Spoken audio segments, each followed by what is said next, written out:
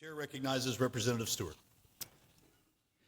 Thank you, Mr. Speaker. I am grateful to get to speak today in support of Senate Joint Resolution 2, which is virtually identical to House Joint Resolution 1, which is the Ohio Constitution Protection Amendment, which I introduced in the first weeks of this General Assembly. This resolution is a continuation of a debate that's been ongoing in Ohio for more than 100 years over what Ohio's Constitution, our governing document, should be. What should be in it? What should not be in it? And most importantly for today, how it should and should not be altered. SJR 2 is on the floor today because Ohio's Constitution has become far too susceptible to outside special interest groups seeking to alter that document to achieve their own end. We have watched repeatedly as outside groups buy their way onto the ballot and spend millions of dollars drowning the airwaves seeking to secure fundamental, permanent changes to Ohio's Constitution by a vote margin of 50% plus one vote. It is time for reform. SJR 2 will ask Ohioans, not us, whether Ohio's Constitution should require a 60% vote threshold to adopt amendments moving forward. It will ask Ohioans, not us, to decide whether all 88 counties should have a voice in determining what amendments make it onto the ballot, and whether to eliminate the cumbersome cure period, which gives initiative petitions effectively a do-over when they fail to meet the requirements for ballot access. Putting this issue in front of Ohioans, that is democratic.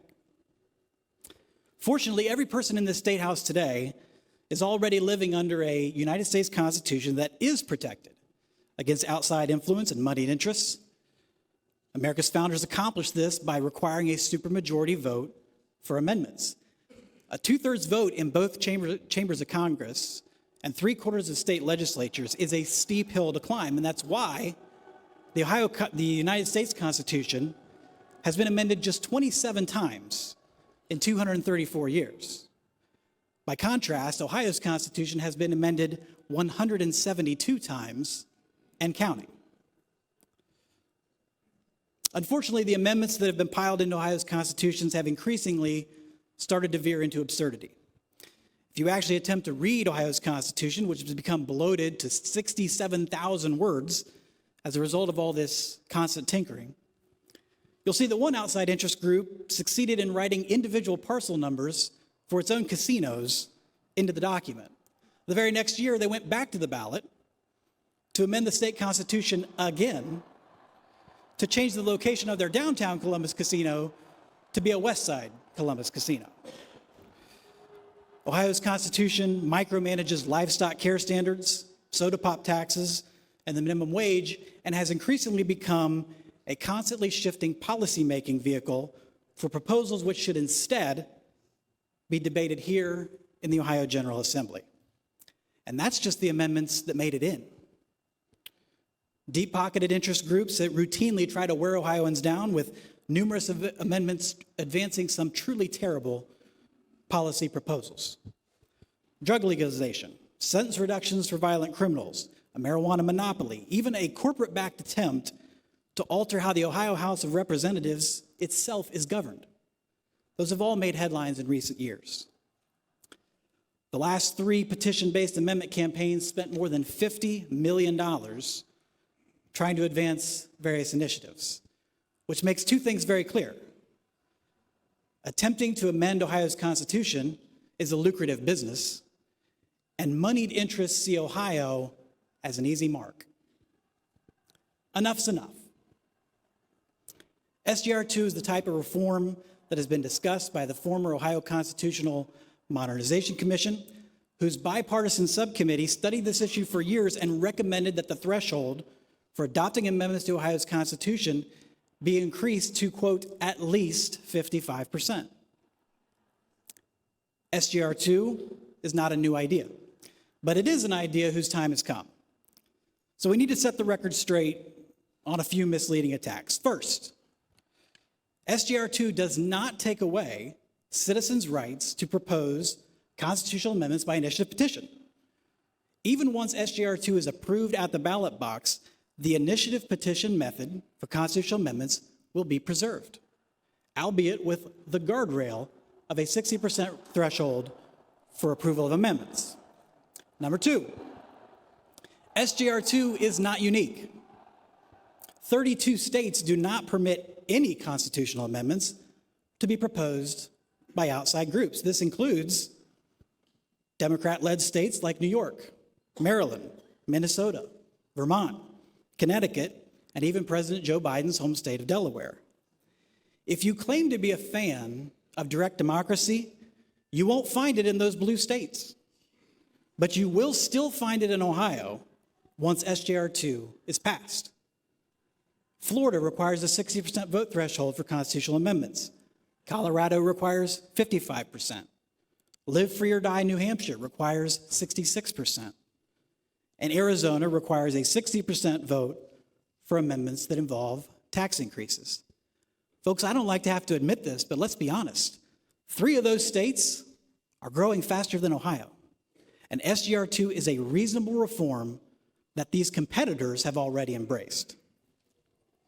Third, SJR2 has absolutely nothing to do with a referendum on bills passed by the General Assembly and absolutely nothing to do with the initiated statute process. If you want to start a referendum to invalidate a law that we pass, like Senate Bill 5 a decade ago, SJR2 does not alter that process or the vote threshold at all.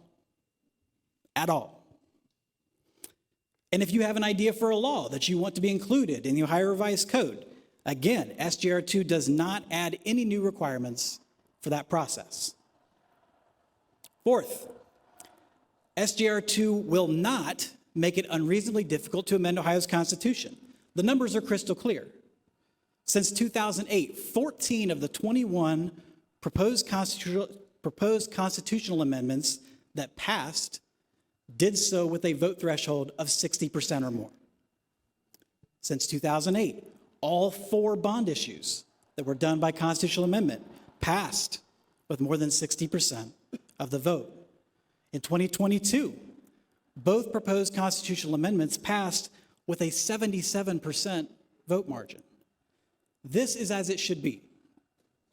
If any outside group believes that its ideas are worthy of inclusion in Ohio's Constitution, then they should be able to earn the widespread public support that a 60% vote margin will require. Under SJR2, good ideas will pass. And finally, it's important to acknowledge that SJR2 will apply to all proposed constitutional amendments. It will apply to amendments that Democrats like. It will apply to amendments that Democrats do not like. It will apply to amendments that Republicans like. It will apply to amendments that we do not like. If someone chooses to support or oppose SJR2 over one single contentious issue of the day in May of 2023, that's their right. But this resolution is much bigger than that. The standard that should apply to permanent amendments to Ohio's Constitution is a question that should be considered looking ahead decades, not just a few months, looking at a wide range of issues that come before us, and not just any single one. And curtailing the ability of special interests to buy amendments to benefit themselves first and the public a distant second is something both parties should support.